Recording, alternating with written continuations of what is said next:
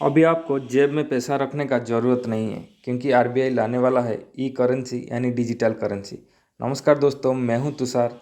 चलिए आज जानते हैं ई रुपी और डिजिटल रुपी के बारे में। हम समझते हैं ये ई रुपी और डिजिटल रुपी है क्या। ई रुपी और डिजिटल रुपी भारतीय पैसा का ही डिजिटल वर्जन है। आरबीआई ने ई रुपी का दो वर्जन के लिए प्रस्ताव रखा है। नंबर 1 होलसेल वर्जन जो इंटर बैंक का सेटलमेंट के लिए, और दूसरा रिटेल वर्जन जो पब्लिक के लिए। डिजिटल रुपी को सेव और इस्तेमाल करने के लिए आपको डिजिटल वॉलेट होल्ड करना पड़ेगा, जहां से आप अपना पूरे ट्रांजैक्शन कर पाएंगे। अब आपका मन में ये सवाल आ रहा होगा कि डिजिटल करेंसी क्रिप्टो करेंसी है क्या। दरअसल ई रुपी क्रिप्टो जैसा ही टेक्नोलॉजी यानी ब्लॉकचेन टेक्नोलॉजी के ऊपर बेस्ड है, लेकिन क्रिप्टो यानी इथेरियम और बिटकॉइन पूरी तरह जैसे प्राइवेट नेचर के हैं। लेकिन ई रुपी का पूरा कंट्रोल आरबीआई के हाथ में होगा।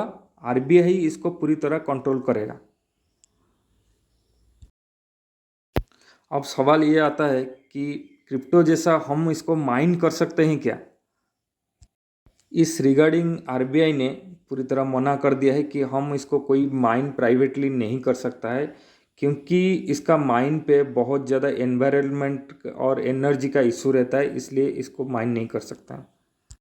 डिजिटल रुपी इशू कौन करेगा। डिजिटल रुपी आरबीआई ही इशू करेगा, जो कमर्शियल बैंक के द्वारा डिस्ट्रीब्यूट किया किया जाएगा।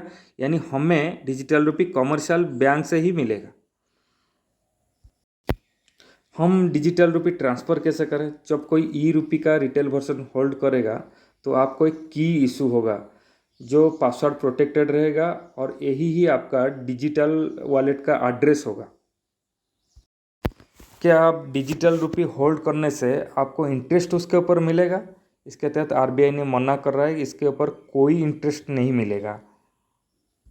ऐसा इसीलिए नहीं तो जो भी आदमी डिजिटल वॉलेट में अपना ई रुपी रखा है वो क्या करेगा, बैंक से अपने पैसा को डिजिटल रुपी में कन्वर्ट करता रहेगा। तो इससे क्या होता है ना, बैंक का जो सिस्टम है वो क्रैश होने का डर है।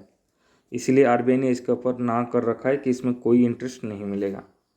ये हो सकता है डिजिटल रुपी प्री प्रोग्राम्ड हो। ऐसा इसीलिए ताकि गवर्नमेंट इसके ऊपर कंट्रोल कर सके। यानी गवर्नमेंट अगर चाहे कि इसको हम एक स्पेसिफिक सेक्टर में यूज करेंगे, मान लीजिए एग्रीकल्चर हो, आईटी हो, उसी में ही इसका ट्रांजैक्शन ही सीमित रखेंगे, तो हो सकता है ये प्री प्रोग्राम्ड हो। आप डिजिटल रुपी को ऑनलाइन और ऑफलाइन दोनों तरह से इस्तेमाल कर सकते हैं। यानी इंटरनेट नहीं हो तो अभी भी आप इसको इस्तेमाल कर सकते हैं। दोस्तों, ई रुपी और डिजिटल रुपी ब्लॉकचेन टेक्नोलॉजी के ऊपर बेस्ड है, इसीलिए फ्रॉड होने का चांसेस जीरो के बराबर हो जाएगा। दोस्तों, टेक्नोलॉजी हमारे काम बहुत ही आसान बना देता है, इसलिए डिजिटल रुपी आने से हमारा बहुत ही काम आसान हो जाएगा। यानी और आपको जेब में पैसा रखने का झंझट ही नहीं है। तो दोस्तों, ये डिजिटल रुपी और ई रुपी के बारे में कुछ छोटी सी जानकारी था। अगर मेरे वीडियो अच्छा लगे तो लाइक, शेयर और सब्सक्राइब ज़रूर कर दें। मैं तुषार इसी के साथ विदाई लेता हूँ। फिर मिलते हैं मेरे नेक्स्ट वीडियो में। तब तक के लिए बाय बाय।